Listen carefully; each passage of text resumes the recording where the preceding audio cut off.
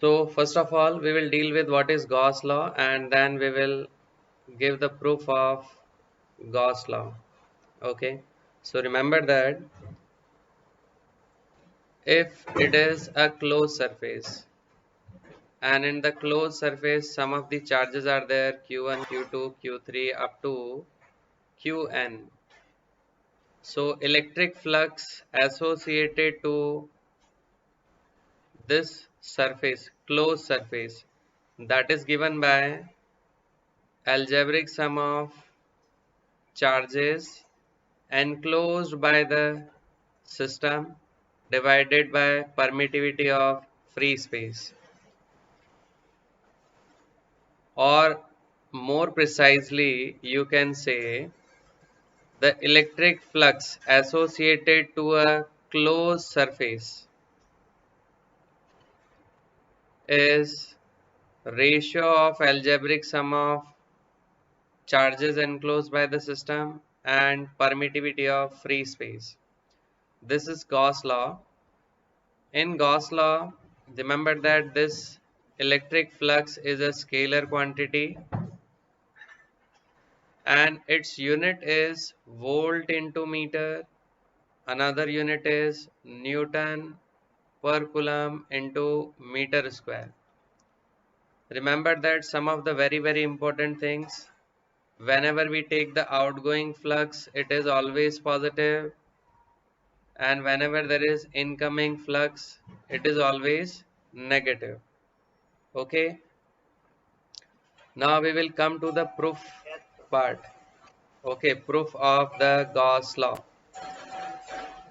Now for the proof of the Gauss law, we will consider a spherical Gaussian surface.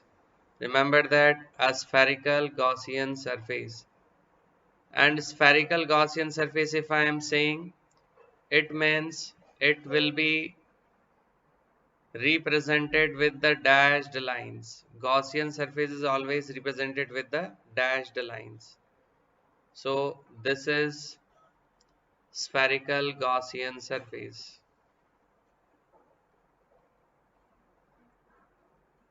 Now let a charge q is at the center of this Gaussian surface.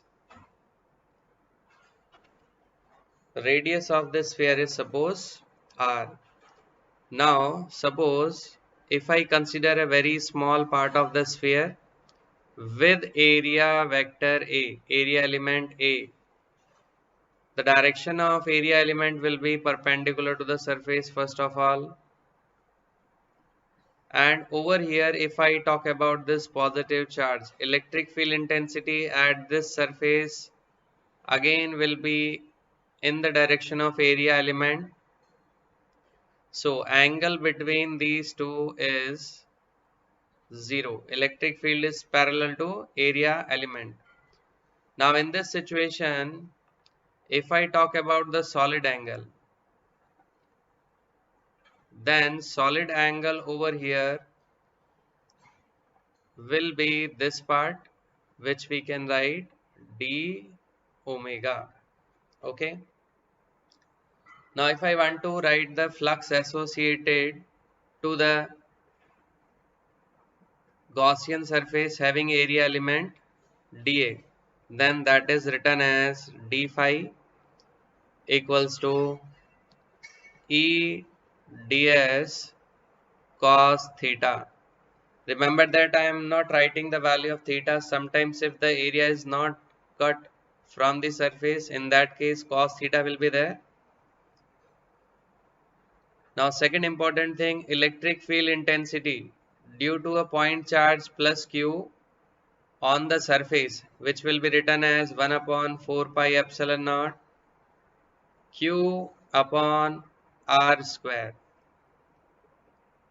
Substituting this value in the above expression, it will be 1 upon 4 pi epsilon naught q by r square into ds cos theta. Yes, beta?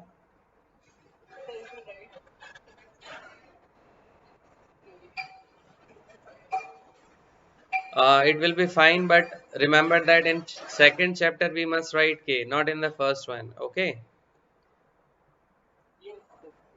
Now, the total electric flux, if I want to calculate, total electric flux associated to Gaussian surface,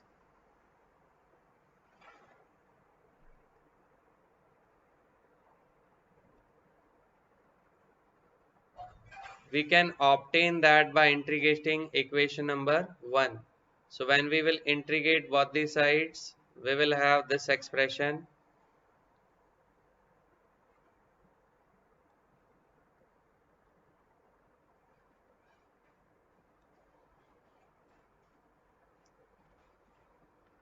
Okay.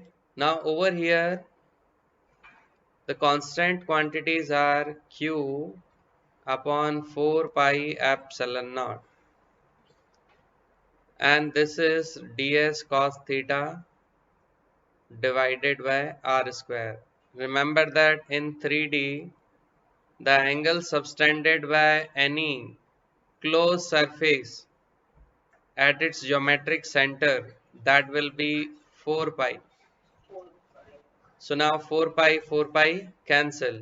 It is equal to Q by epsilon naught. So this is the expression of Gauss law, proof of Gauss law. And remember that if you are not considering this is a spherical Gaussian surface, for any arbitrary surface, okay, for any arbitrary surface, we can write this proof. Okay, over here, suppose if I take this part,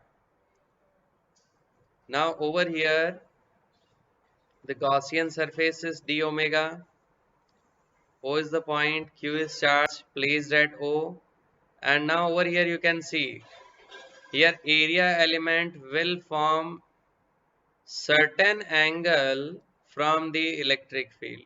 Okay, it will have certain angle theta with the area element. Now in this case, whether you form a uniform Gaussian surface or if you form irregular Gaussian surface, in both the cases this proof is valid. You can write it for both the types of surfaces, uniform and non-uniform. So this is the done of this is done.